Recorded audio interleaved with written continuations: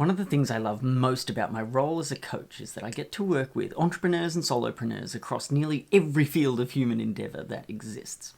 And if there's a common thread to everything, it's that when you're in a competitive market, you're always searching for a new and a better idea. And so often when I'm working with entrepreneurs, they're searching for kind of the next thing that they should focus their energies onto, the next business idea, the next kind of offering that they're going to take out to market. And the challenge, of course, is that we're trying to find the right one, the correct one. And I have this belief that the educational industrial complex, if that's a thing that we've been raised in, has made us poorly equipped to find good answers to questions where there aren't right answers to questions. So if you think back to when we went to school, okay, we were taught to only use a pen when we knew we had the right answer. And that when we submitted a piece of work, it came back with either a green tick or a red cross or a score of some sort marked on the top of it. And I think that process, built into us this fear of writing down things that may not be the right answer. And as a result, whether we meant to or not, we have learned that when we're trying to solve a problem or have a new idea, we all turn to what I've heard described as the Feynman method. Now, Richard Feynman is allegedly the smartest guy that's ever lived, okay? Was he or not? I don't know. Doesn't really matter. But suffice to say, his IQ was through the roof, and he was a ludicrously smart individual. And the Feynman method for solving problems is quite straightforward. First, one writes down the problem. Then one thinks really hard about it, and then one writes down the solution. And this can work if you're blessed with the intellect of Richard Feynman. And if you're not, and you're a little more like me than you are like Mr. Richard, then the Feynman method may not suit you so well. And so what you might need to do is write down more than one answer. And this is the point that I want to get across here. I think we've all been trained to be very reticent to write down things that may not be the best answer. But we have to push through that in order to get to the best answers.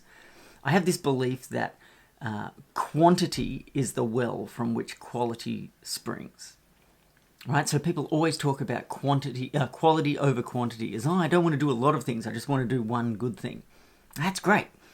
But you've got to think about a large quantity of things first to find the one good thing that you want to pursue and pour your energies into. And I learned this particularly simple technique from my dear friend Kieran Flanagan at a keynote that she gave once a number of years ago. And this is evidently a fairly common technique among people who are professionally creative. And the rest of us from outside the creative industries tend to look at creatives and think that they have something special, some special ability that we don't have, that they were born with, some innate thing that allows them to have good ideas. And Kieran, one of the most creative people I've ever met, reliably informs me that this is not the case, and that in fact creative people have a simple process they follow that allows them to uncover fantastic ideas reliably. And this is something that I think all of us can learn from, and that we can use anytime we're seeking a new, better idea. And it's simply called the box method. And it's so straightforward, it could not be more simple. You take a blank piece of paper, you divide it in half. You divide it in half again, you've got 4 squares, you divide all of them in half twice again. So you have 16 squares on your blank piece of paper. And your job now is to write down 16 ideas.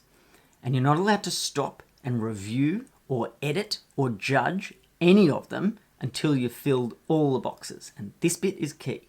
Turn off the critic while you are being the creative. While you're being creative, you're allowed to write down anything that comes to mind. It can be what appears on the surface to be the dumbest idea you've ever had. Doesn't matter. If it's an idea, it goes in a box. And you fill in these 16 boxes.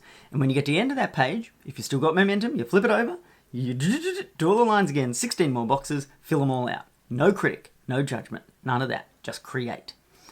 And the goal is that you end up with 16 or 32 or 64 or 128, or we could keep doing this because we're also used to the mathematics of computers now, right? You want to create a huge volume of ideas before you turn on the critic, before you come back with judgment. And once you have a large volume of ideas, then you can go back and go, okay, which of this huge menu of options are the ideas that have potential? Which are the ones which are in the better half or the better fifth, or the top 5%? Because I don't think that where creativity is concerned, anything is ever usually the right answer, but there are better answers and answers that aren't as good. And what we want to do is create a huge volume of possible answers first before we start to decide which are the best.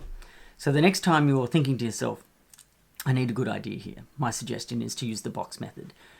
Force yourself to create a huge quantity of possible futures, possible choices, possible courses of action, possible ideas, whatever they are.